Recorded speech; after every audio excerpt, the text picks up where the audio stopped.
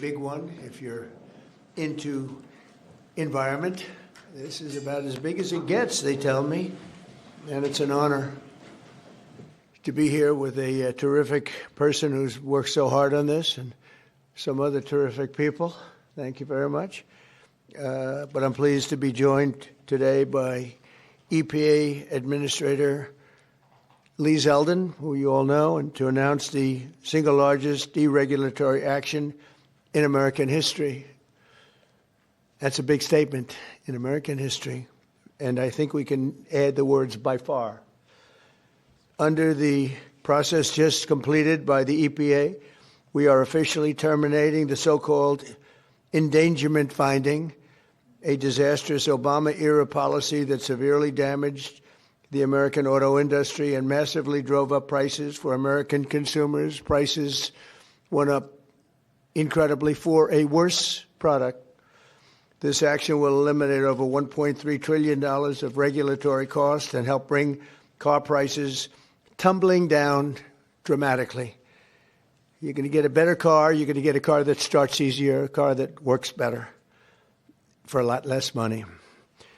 In 2009, Barack Hussein Obama, his EPA designated fossil fuels such as oil, gas, and other things that actually make factories rock and roll and other things drive very nicely as a threat to health and human welfare, known as the endangerment finding. This determination had no basis, in fact, had none whatsoever, and it had no basis in law. On the contrary, over the generations, fossil fuels have saved millions of lives and lifted billions of people out of poverty and all over the world. And you see it with the blackouts all over where they don't use it, where they went to wind, intermittent wind, which is weak and ineffective and very, very costly, most costly energy there is. And people are dying because there was no air conditioning or there was no heating. Lots of other things, bad things happened. And yet this radical rule became the legal foundation for the Green New Scam, one of the greatest scams in history, probably as great, maybe even greater than Russia hoax, etc., which the Obama and Biden administration used to destroy countless jobs. And the jobs have been just decimated. Although they're all coming back because of tariffs, they're all coming back into our country at levels we've never seen before. But it raised prices and caused immense harm to the U.S. auto industry. We thought irreparable, but we've got them back. We're coming back now. I was in Detroit, as you know, with Ford, and they had one of the earliest plants from the early 1900s, and it was going to be closed down.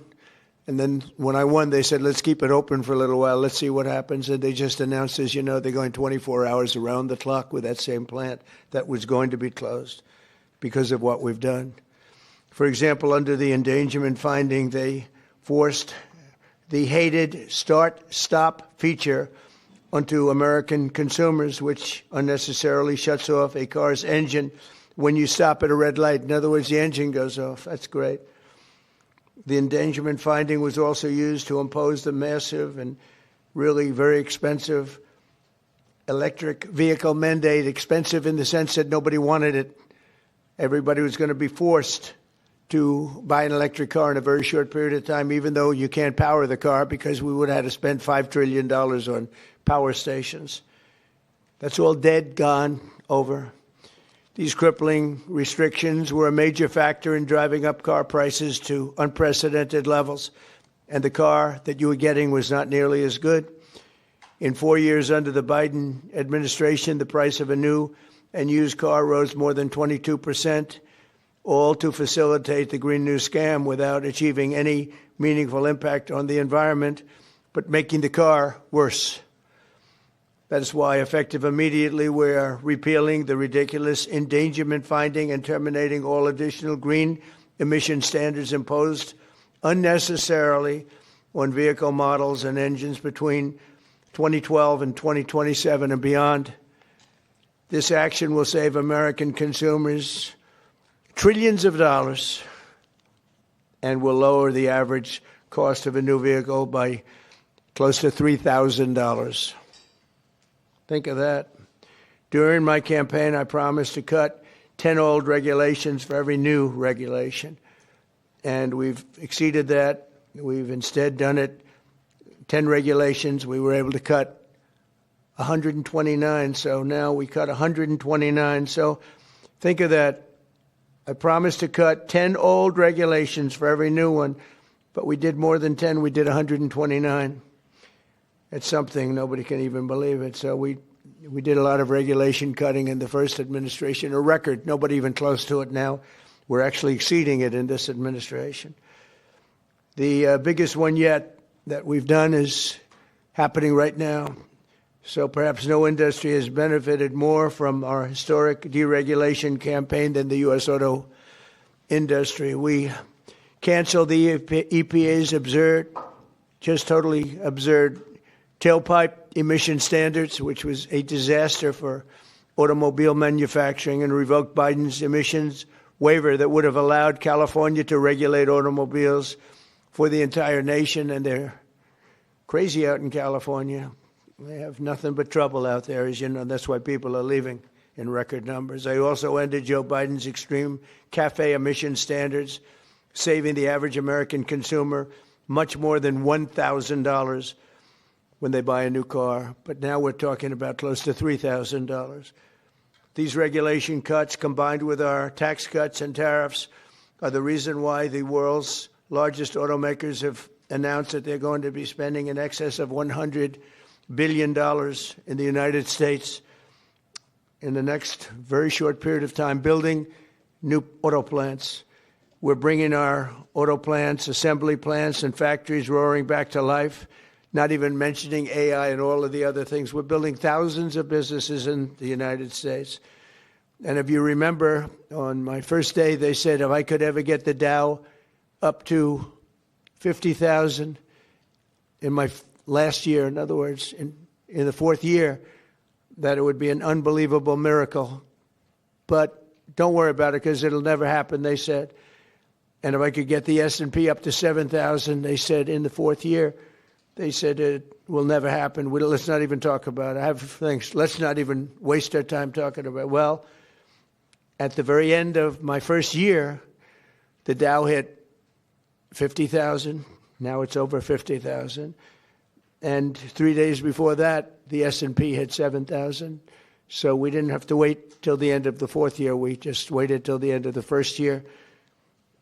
We've never had a country in a position like this, and a lot of it's due to tariffs. And a lot of it's due to the fact that we had a great election, and a lot of good things have been done. One of the good things I did was put Lee Zeldin in charge of our environment. So I'm going to ask Lee to say a few words. Thank you very much.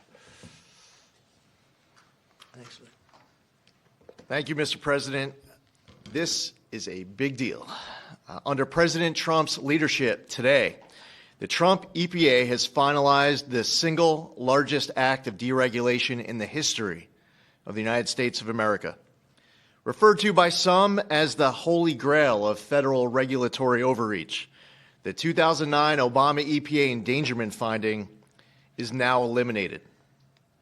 This action will save American taxpayers over $1.3 trillion. What that means is lower prices, more choices, and an end of heavy-handed climate policies. With today's announcement, American families will save over $2,400 for a new vehicle. 16 years ago, an ideological crusade within the Obama administration set off the most costly regulatory power grab our country has ever experienced. The 2009 Obama EPA endangerment finding led to trillions of dollars in regulations that strangled entire sectors of the United States economy, including the American auto industry.